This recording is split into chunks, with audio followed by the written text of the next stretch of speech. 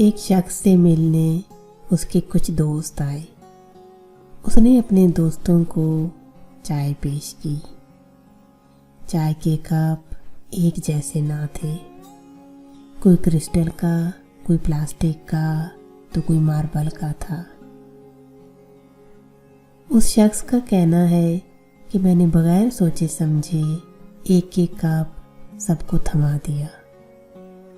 मैंने ध्यान ही ना दिया कि किसके हिस्से में कौन सा कप आया।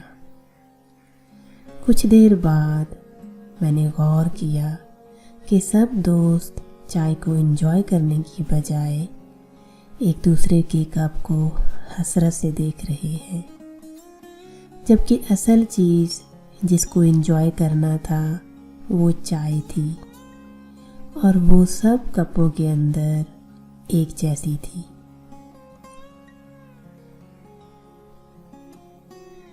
यही हाल जिंदगी का है, जो कि सबको एक जैसी मिली है, दुख और सुख के साथ। लेकिन हम दूसरों की ज़िंदगी को हसरत की निगाह से देखते हैं और अपनी ज़िंदगी को एंजॉय नहीं कर पाते।